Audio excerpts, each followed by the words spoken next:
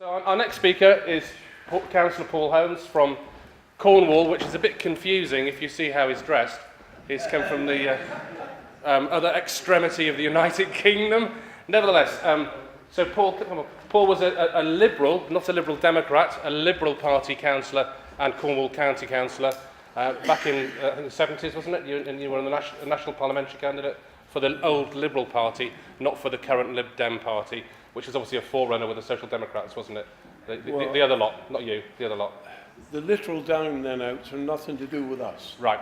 So Paul, Liberal Democrats. Paul was, when the Liberal Party and the Social Democrat Party merged, there was a Liberal Party that remained. And of the county councillors in Cornwall from the old Liberal Party, 7 joined the new Liberal Democrats, and Paul was the only one to stay as a Liberal Party. Okay? Thank you very much.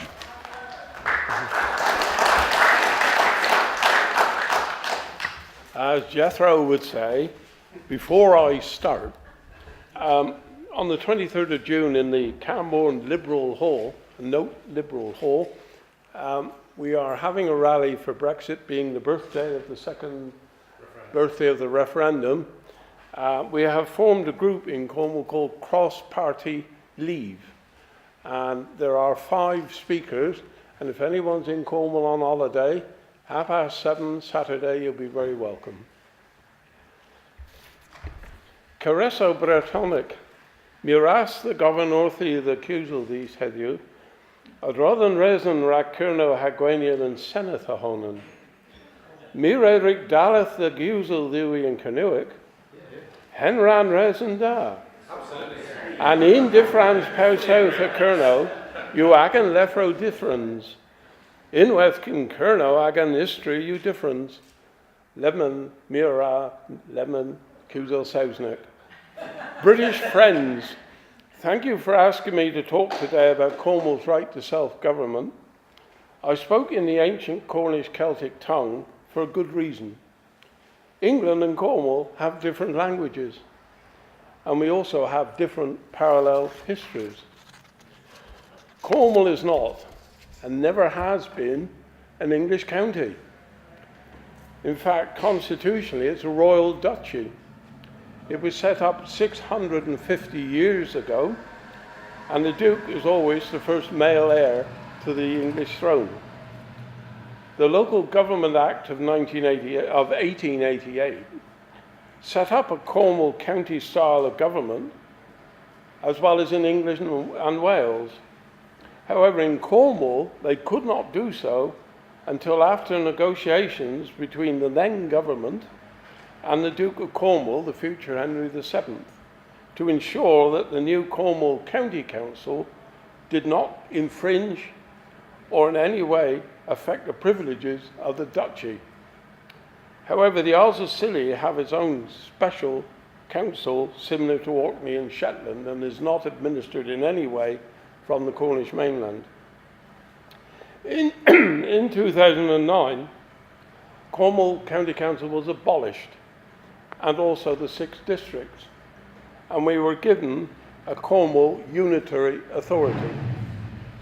This was done to the Cornish despite the fact that in a referendum all over Cornwall, where more people voted than usually in a local election, 83% said no, we don't want it, and 17% said yes.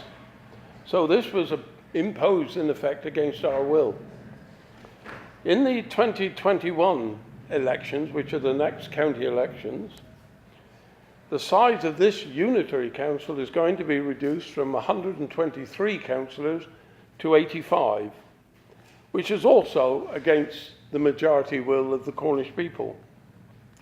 We do have a stannary parliament, which is over 650 years old, but that only is involved in mining and quarrying issues. Culturally, we are a Celtic people. We're the first cousins of the Welsh and Bretons. I don't deal with the reasons why the Celtic culture of Cornwall has declined over the 19th century. Rather, I would report the positive advantages that has brought us back from that decline. Through the 20th century, a number of patriots devoted their efforts to save our culture. In 1904, Cornwall was admitted to the Celtic League of Celtic Nations. In 1920, the Old Cornwall Societies, which are thriving, were set up. In 1928, the Gorseth of Cornish Bards was also set up.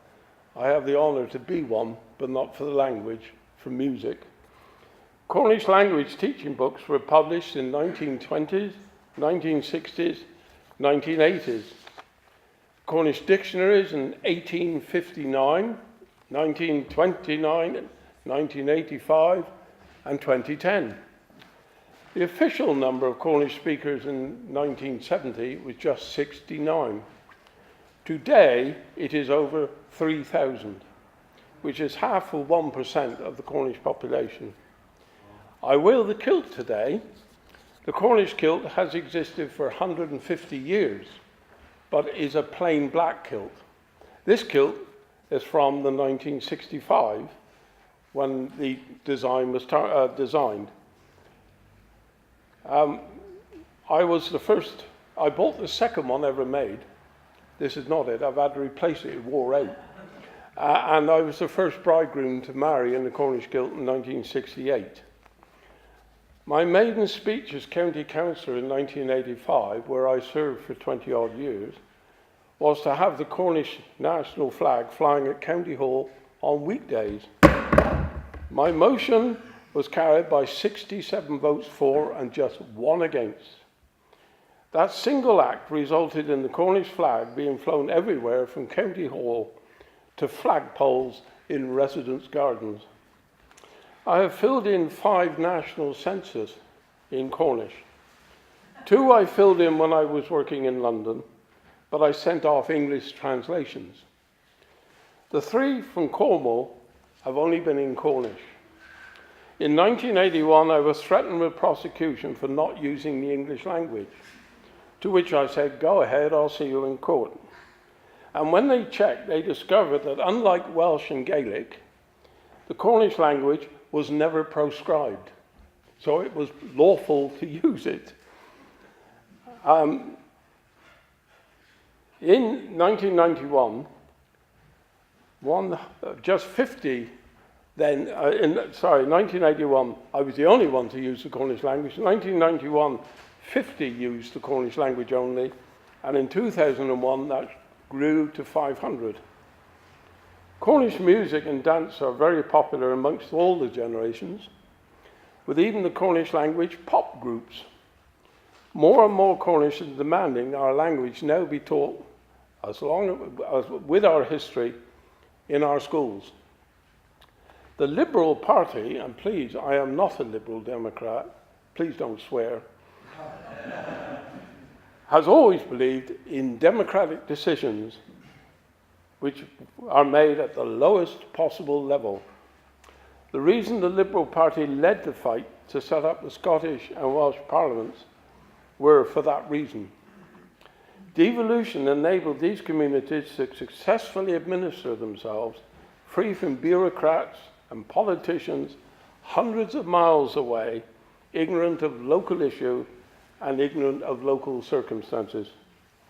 We have long campaigned for proportional representation, and I can claim that we are the oldest party to do it. We have always campaigned for it, since before the Second War. Devolution working in Wales and Scotland, and similar can work in England. Leaving the disastrous European Union gives England an excellent chance to reform English democratic government, with Cornwall, of course, free to look after itself. At present, the UK has many crown dependencies. Here at home, the Isle of Man and various Channel Islands are examples. They are even not members of the European Union. From 938 AD, when a king called Athelstan, and I don't want to rattle his bones, the then king of Cornwall, King Howell, set the Tamar River as the Cornish-English border. And we became, shall we say, substantial to the English, although they never conquered us other than by arms. Now, the moral of the story is that there are 38 countries in the world smaller than Cornwall. Two I'll pick out, which you'll recognise, are Iceland and Luxembourg, both with smaller populations, and in the case of Luxembourg, smaller geographical area than Cornwall. Of the 38 nations, many were actually given independence by the British government. And they are members of our Commonwealth, and they are also members of the European United Nations. Our economy was self-sufficient until recent times, based primarily on fishing, farming, mining and quarrying, tourism, small business, service industries. Being in the European Union has been unfortunate for Cornwall. It has inflicted serious damage via the common agriculture and common fishery policies imposed from Brussels. Mining and quarrying declined for genuine economic reasons, but this is being said, things are also looking up. Crofty Tin Mine, which was Cornwall's largest, is reopening, should be open in 2021. Quarrying is employing more now than it has for a number of years. Over the last 40 years, tourism has become a success story because new investment in all-weather tourist attractions, the milder Cornish climate, interest in Cornish culture, and a good labour force has made it a 12-month venture and not 5 months in the summer. So there we are. Culturally, politically, economically, Cornwall can stand on its own 2 feet. I, for one, would love to stop blaming the London and Brussels politicians for the state that Cornwall is now in. We want to hire and fire our politicians via the ballot box in our own Cornish Parliament. Cornwall was England's first colony. We do not want to be England's last colony. Miras Cresu Dewey. Many thanks. God's grace to you.